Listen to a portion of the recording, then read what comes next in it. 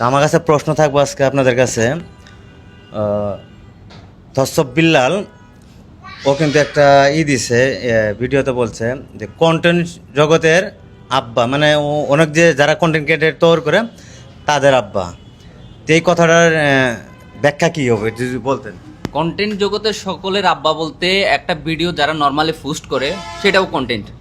তার মানে আমি বলবো যে যারা ফেসবুকে ভিডিও আপলোড করে সবারই তো আব্বা বলতেছে সে। হ্যাঁ, তবে আমি এটা স্বীকার করব না, আমি এটা মানবো না। আমি জাস্ট এটাই মানি সে যাদেরকে ক্রিয়েটর বানাচ্ছে বা তার চারপাশে যে ফুলাপাইনগুলা ঘুরে তাদের আব্বা হইতে পারে, বাট পুরা বাংলাদেশে যারা ক্রিয়েটর তাদের আব্বা কখনো হওয়ার সেই এলিজিবিলিটি তার না, এটা সে বলতে কখনো পারে না। যখন একটা মানুষ পাবনা যাওয়ার আগ মুহূর্ত তার পরিস্থিতিটা চলে আসে তখন হয়তো স্বপ্নের মধ্যে সে লাফাই টাফাই এ কথাটা বলতে পারে, আদারওয়াইজ কোনোভাবে সম্ভব না। হয়তো তার ওই জায়গায় যাওয়ার সম্ভাবনা অনেকটা বেশি। তাহলে ও হলো, তাহলে ওরা কিন্তু একটা করে মাজার ভক্তর মতন গুরু শিষ্য। একজন কন্টেন্ট ক্রিয়েটার গুরু শিষ্য হতে পারে না। এটা এখন ওই যে ওইদিকে তো মাজার খুব একটা নাই, কিন্তু ওই ওর সাথে যারা ঘোরে আর কি, এরা মনে হয় মাজার পূজারি হইতে পারে। কারণ একজন মানুষকে ওই আব্বা টাইপের বলে তো ওই টাইপের লোকেরাই, হ্যাঁ ওই টাইপের লোকেরাই, মানে যারা কন্টেন্ট তৈরি করতে পারতেছে না, একমাত্র বিল্লালের কাছে যে কন্টেন্ট দিয়ে চলতেছে তাদের বাবা। আমাদের বাবা কি হবে? ওর মতো পোলা বিল্লালের বয়স, আমি যে 2005 সালে বিয়ে করছি, ঠিক আছে, বিল্লাল কিন্তু আমার পোলা বানের সমান হয়তো, আমার পোলা বড়টা বাঁচি থাকলে। আপনি ওকে নিয়ে আসলে এত উত্তেজিত হওয়ার কিছু নাই।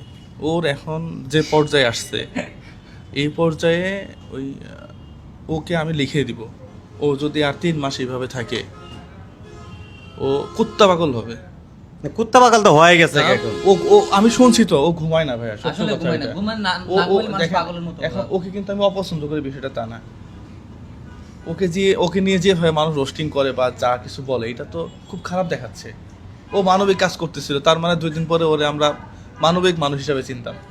কিন্তু সেই অবস্থায় ওই যে 100 টাকার বই 1000 টাকা বাটপারি শুরু করছে, এরপরে এখন আবার টি-শার্ট বের করছে 700 টাকা।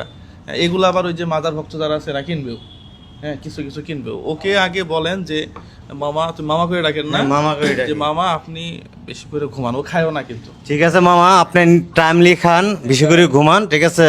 ও ঠিক হয়ে যাবে, এবং আমি চাই যে ও আবার মানবিক কাজে ফিরে আসুক। হ্যাঁ, ওকে পার্সোনালি আমার ভালো লাগে, আমিও খুব ভালোবাসি, তার প্রতি আমার কথা বলার কোনো খুবই ছিল না, কিন্তু ও অ্যাবনর্মাল হয়ে যাচ্ছে দিন দিন।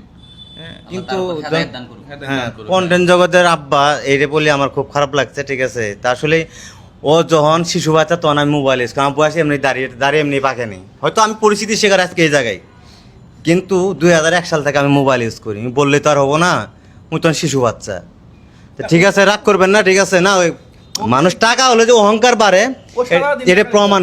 ও সেকেন্ডে তোর এক কামাই করছে, তোর এক কামাই করছে, সেকেন্ডে 1 লাখ টাকা কামায়। বাংলাদেশে এমন লোক আছে সেকেন্ডে 1 লক্ষ টাকা কামায়, আছে তো। তো সে চাইলে তো হিসাব দিতে পারতো, তো ও তো চাইলে প্রত্যেকদিন হিসাব দিতে পারতো। মানুষ যখন আসলে ওই যে পতন আসে না, তখন নাকি কি করবে কিছুই বুঝতে না। আসলে ও আসছে তো ওই বিলো ফ্যামিলি থেকে, ও এগুলা বুঝবে না, একটা বংশগত ব্যাপার আছে না, এটা ও বুঝতেছে না আসলে।